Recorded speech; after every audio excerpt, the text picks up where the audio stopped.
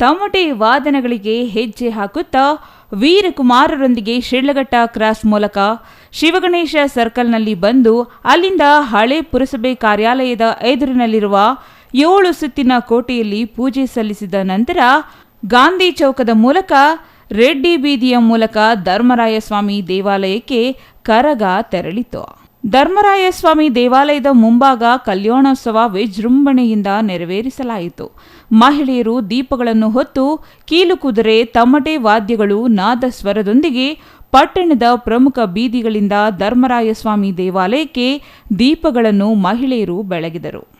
ದ್ರೌಪದ ಧರ್ಮರಾಯಸ್ವಾಮಿಯ ಕರಗ ಮಹೋತ್ಸವ ಪ್ರಾರಂಭ ಆಗಿದೆ.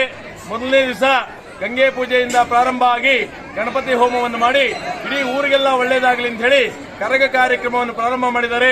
ದೇವಾನುದೇವತೆಗಳಿಗೆ ಪೂಜೆಯನ್ನು ಮಾಡಿ ಪಂಚಾಮೃತ ಅಭಿಷೇಕವನ್ನು ಮಾಡಿ ದೇವರಿಗೆ ಸರ್ವಾಲಂಕಾರ ಸ್ವರೂಪವಾಗಿ ದೇವರನ್ನ ಅಲಂಕಾರ ಮಾಡಿ ಧ್ವಜಾರೋಹಣವನ್ನು ಮಾಡಿದ್ದಾರೆ.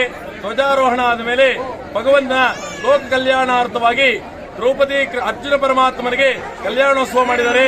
ಆ ಕೃಷ್ಣಾನುಗ್ರಹದಿಂದ ಆಮೇಲೆ ಕಡೆ 3ನೇ ದಿವಸ ಭಗವಂತನಿಗೆ ಬಹಳ ವಿಶೇಷವಾಗಿರ್ತಕ್ಕಂಥ ಹಸಿ ಕರಗ ನಡೆಯುತ್ತೆ, ದೀಪಾರತಿಗಳು ನಡೆಯುತ್ತೆ, ಕರಗ ಮಹೋತ್ಸವ ನಡೆಯುತ್ತೆ, ಮನಿಗೆ ಕರಗ ನಡೆಯುತ್ತೆ. ಈ ಎಲ್ಲ ಕಾರ್ಯವನ್ನು ಮಾಡೋದಕ್ಕೆ ಈ ಮಂದಿಕುಲ ಸಂಘದ ಸಮಸ್ತ ಕುಲಬಾಂಧವರು ಸಹಕರಿಸ್ತಾ ಇದ್ದಾರೆ.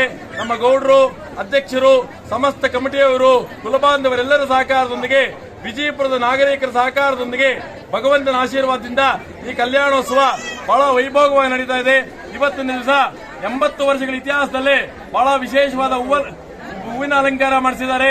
ಆ ಭಗವಂತ ಬಂದಿರತಕ್ಕಂಥ ಎಲ್ಲಾ ಭಕ್ತಾದಿಗಳಿಗೂ ಆಯುಸ್ಸು, ಆರೋಗ್ಯ, ಐಶ್ವರ್ಯ ಕೊಟ್ಟು ಮಳೆ ಬೆಳೆ ಆಗಲಿ, ಸಮೃದ್ಧಿ ಆಗಿರಲಿ, ವಿಜಯಪುರ ಸುಭಿಕ್ಷವಾಗಿರಲಿ ಅಂತೇಳಿ ಕರಗ ಕಾರ್ಯಕ್ಕೆ ಮಂಗಳವನ್ನು ಕೋರೋಣ.